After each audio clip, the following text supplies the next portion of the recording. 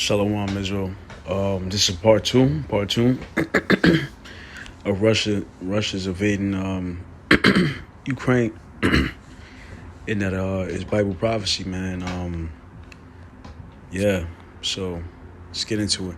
This is this is another article. This is from Pt.2. The West doesn't want to push Putin towards using nuclear weapons. It might not matter, right? Because we know that ultimately this is going to culminate into, not only the Third World War, because that's here, that's right at the door. Not only that, but a nuclear fallout, Third World War. You see, and when that happens, the Lord is going to return, and He's going to save the elect of the nation of Israel. Lord willing, myself and brothers that push this word sincerely receives that salvation also. So let's read a little bit. It's a long read. As you can see, the article is about 7 minutes long. And if you want, you can just type this in and look it up yourself.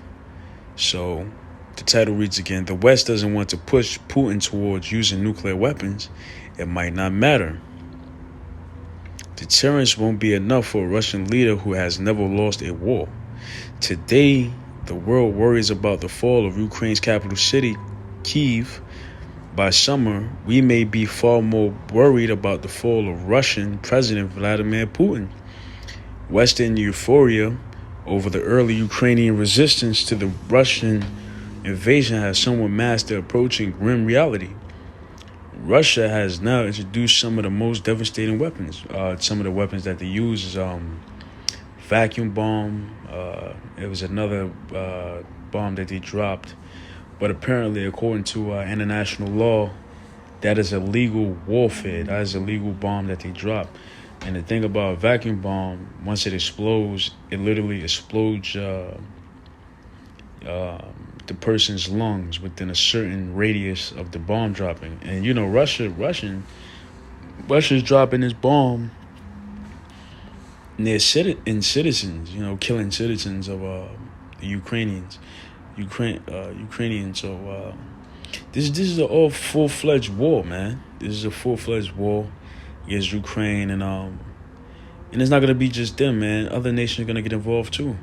You see, because Russia's trying to bring back, the old power structure, the USSR, United Soviet Socialist Republic, something like that.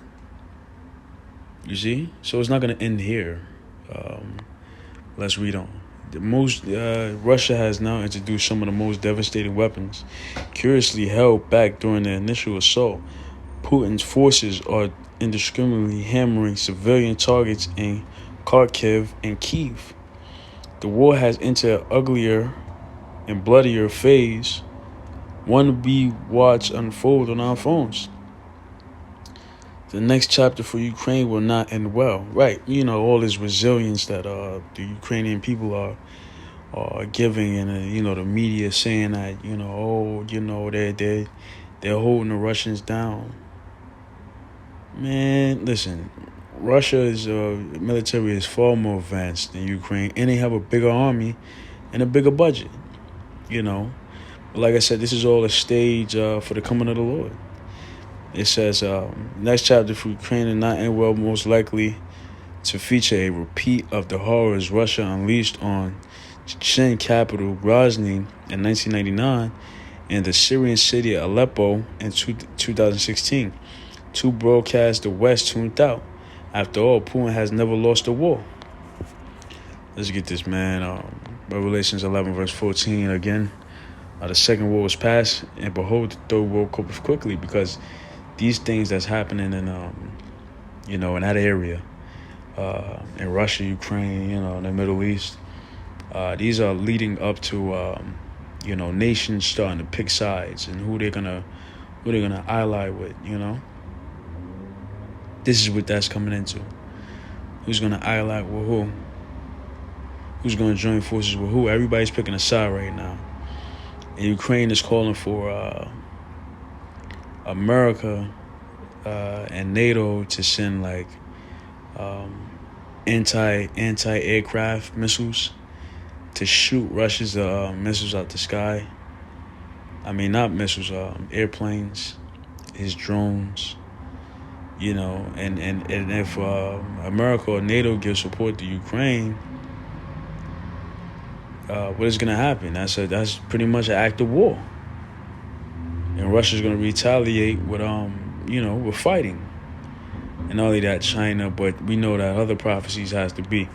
So it says the third war, Revelation 11:14, the second war was past, and behold, the third war coming quickly, right? The third war's war. Now, because I told you other prophecy have to come to pass, this is Matthew 24:6, and ye yeah. Let's get that one more time. Matthew 24:6, and ye shall hear of wars and rumors of wars. See that ye be not troubled, for all these things must come to pass. But the end is not yet, right? So all these things must come to pass. But the end is yet. So what you gonna see? Wars and rumors of wars, this is what's going on. Wars and rumors of wars. Okay, this is an actual war that's taking place, but the end is not yet. Why? Because there's still prophecy that has to be fulfilled. MOTB, coined by the elders, the mark of the beast. That has to come about. Food shortages, insurrections of the people, all out just hell in the streets of America and throughout the whole entire world. The elect has to be fully woken up. You see? So there's still a lot of prophecies that haven't been fulfilled yet that has to be fulfilled. And then the end is going to come. So, reading on. But it's crucial to consider what would happen if he did. It would not be a victory. In the United States, we cheer the Ukrainian resistance under defiant leadership of President Volodymyr Zelensky, but have not engaged militarily for one reason above all others. On Sunday, Putin put his country's nuclear deterrence forces on alert, right, man? And he also put his wife and children in a bunker just in case he had to pop this thing off. And Russia is just crazy enough to do it. It's either they're gonna win the war, they're taking domination, or it's mutual destruction. We're destroying everybody. It said, right here. Hairs rose on the neck of every NATO official over Putin's implied threat of nuclear retaliation. Right, but the American people don't know. The American people think everything is all good. Everything is fine. But here it is, NATO members, their hair on their neck stood up. But he threatened nuclear war. And it says, every NATO official over Putin's implied threat of nuclear retaliation. Fiona Hill, former senior, check this out. This is the former senior director for European and Russian affairs. Okay.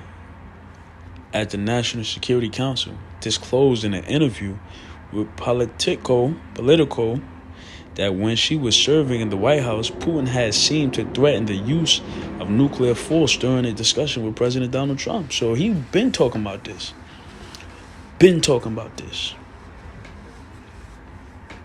You see? So this has been on his mind for a very long time. Like the scriptures say, the hands of the what the scriptures say, man.